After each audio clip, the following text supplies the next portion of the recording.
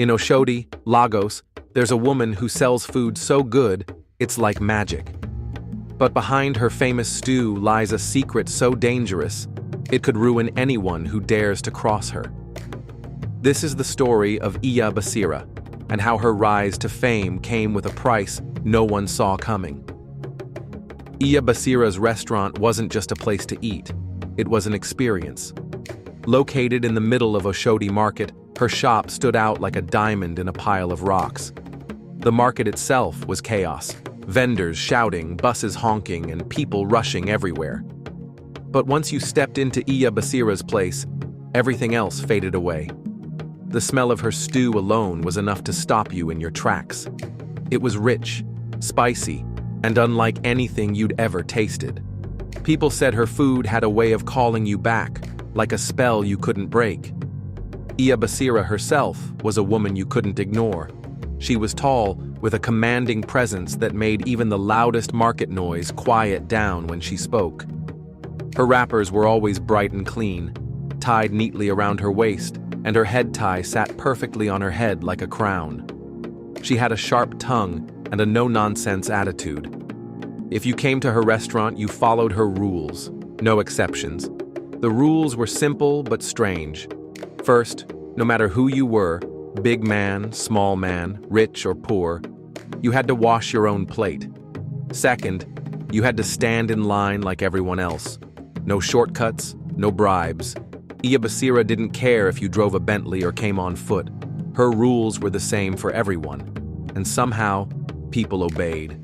They'd park their expensive cars on the dusty road, roll up their sleeves, and join the queue like ordinary people. But the most surprising thing was how addictive her food was. Once you tasted it, nothing else compared. People would travel from other states just to eat at her restaurant. Some claimed they couldn't eat any other food without thinking of Iya Basira's stew. It was like her food had a hold on them, a pull they couldn't explain. Rumors started to spread. Some said Iya Basira had a secret ingredient. Others whispered that her food was charmed. No one knew for sure, but everyone agreed. There was something unusual about her. Mama Tolu, a regular customer, couldn't help herself. One day, after finishing her meal, she leaned over the counter and asked, "Iya Basira, this stew of yours, how do you make it so good? Is it juju?" Iya Basira stopped stirring the pot and looked at Mama Tolu with a sharp glare. Her face was unreadable, but her eyes carried a warning. "Mama Tolu," she said slowly, "some questions are better left unanswered. Just enjoy the food and go in peace." But Mama Tolu wasn't one to back down easily. She laughed nervously and pressed further. "Ah, Iya Basira, you can tell me, I won't tell anyone. Is it a special ingredient? Or something else?" Iya Basira's expression darkened. She stepped closer to Mama Tolu, her voice low but firm. "Mama, let me tell you something. There are things in this world you don't want to know. Some secrets are like fire.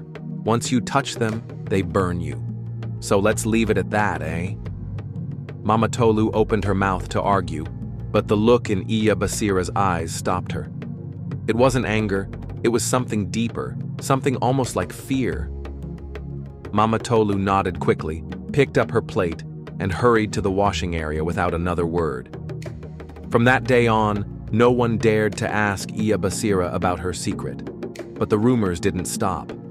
People whispered about her connection to the spiritual world, about the herbalist who had blessed her business, and about the strange rules she enforced.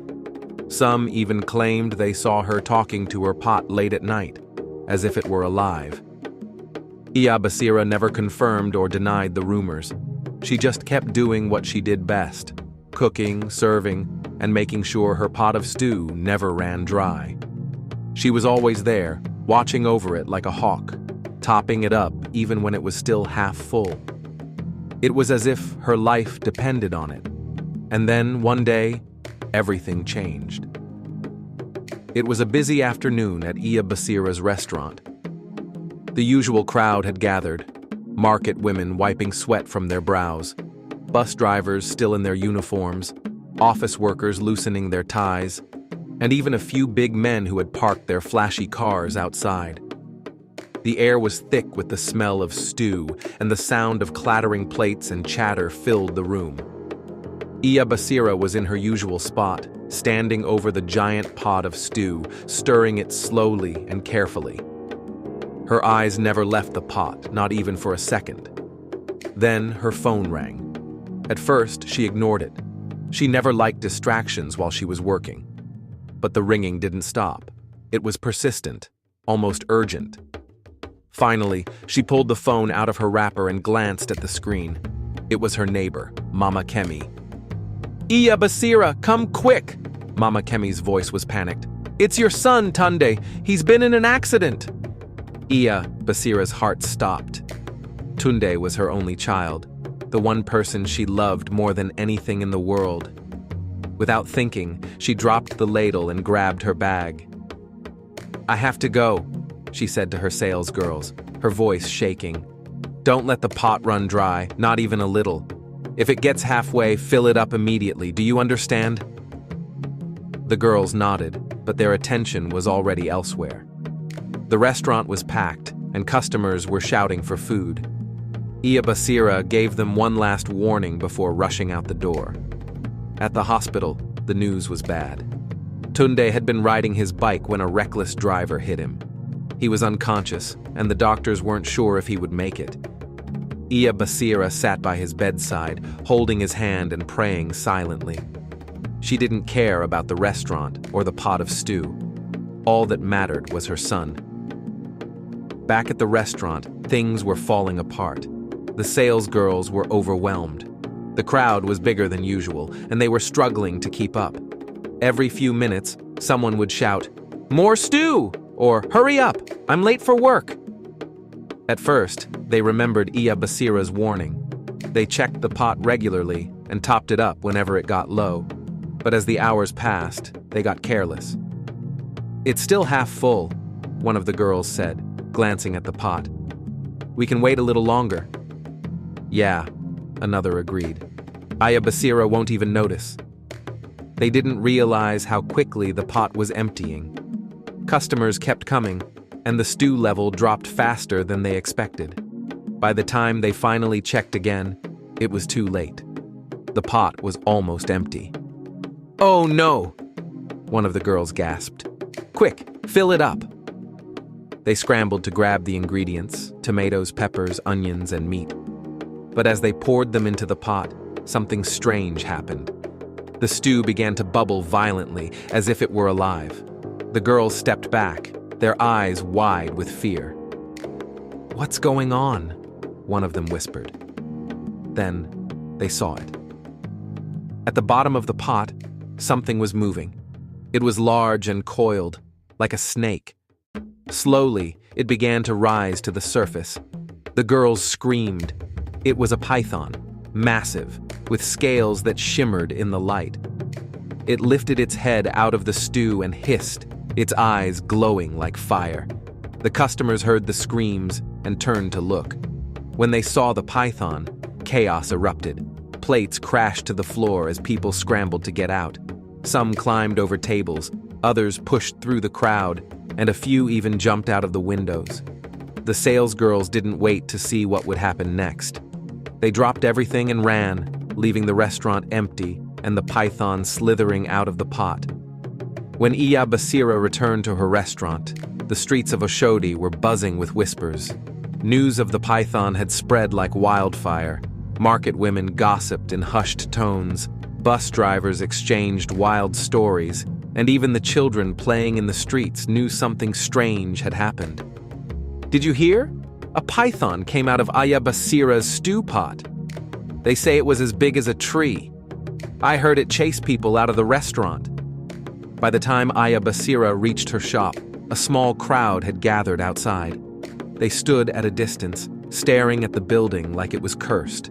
Some pointed at her as she approached, their faces a mix of fear and anger. "It's her! It's Iya Basira!" someone shouted. She ignored them and pushed through the crowd. But when she stepped inside, her heart sank.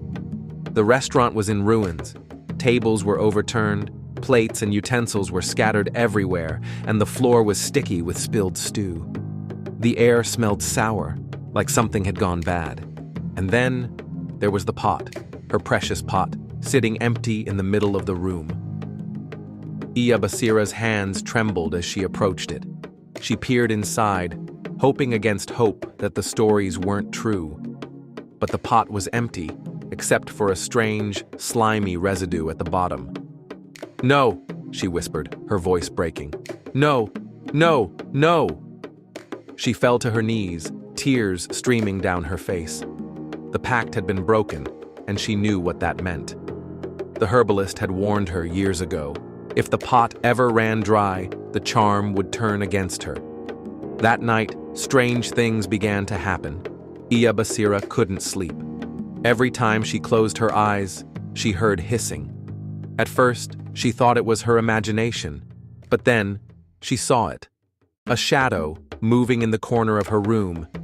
It was long and coiled, like a snake. She jumped out of bed and turned on the light, but there was nothing there. The next morning, she went to the market to buy ingredients, hoping to start over. But as soon as she stepped into the market, people began to avoid her. "There she is," someone whispered, "the woman with the python." Even her regular customers refused to look at her. They crossed the street when they saw her coming, their faces filled with fear. Iya Basira tried to ignore it. She bought what she needed and went back to her restaurant. But when she tried to cook, the food tasted wrong. It was bland, almost bitter, no matter how much seasoning she added. "What's happening to me?" she muttered, stirring the pot furiously. Then she heard it again, the hissing. She turned around, and there it was, the python. It was coiled in the corner of the room, its eyes glowing like fire. Iya Basira screamed and dropped the ladle. She ran out of the restaurant, her heart pounding in her chest. Days turned into weeks, and Iya Basira's life spiraled out of control. Her son, Tunde, survived the accident, but he was never the same. He refused to speak to her, blaming her for everything that had happened. Her restaurant stayed closed. No one dared to go near it, not even the salesgirls. The building became a ghostly reminder of what had once been the most popular spot in Oshodi. And then there was the python. It followed her everywhere, or at least she thought it did. She would see it in the corner of her eye, slithering through the market or coiled up in her kitchen. But every time she turned to look, it was gone. People started to avoid her completely. They said she was cursed, that she had brought evil into the market. Even her closest friends stopped visiting. Iya Basira became a shadow of her former self. She wandered the streets of Oshodi, muttering to herself. Her once bright wrappers were now dirty and torn, and her head tie sat crooked on her head. "It's my fault," she would say to anyone who would listen. "I broke the pact. I broke the pact." But no one listened. They just crossed the street and hurried away. One day, Iya Basira disappeared. No one knew where she went or what happened to her. Some said she ran away to start a new life. Others claimed she was taken by the python. But the most popular theory was that she had gone mad and wandered into the bush, never to be seen again. As for the restaurant, it remained empty. No one dared to reopen it, not even after years had passed. The building became a cautionary tale, a reminder of the dangers of greed and the consequences of breaking a pact with the spiritual world. But the story of Iya Basira didn't end there. It left a lasting mark on Oshodi and on anyone who heard it. You will never eat in any restaurant after hearing Iya Basira's story. What if the food you're eating has a secret? What if the delicious taste you can't get enough of is tied to something darker? Iya Basira's tale is a chilling reminder that not everything is as it seems. The next time you sit down to eat, ask yourself, do you really know what's in your food?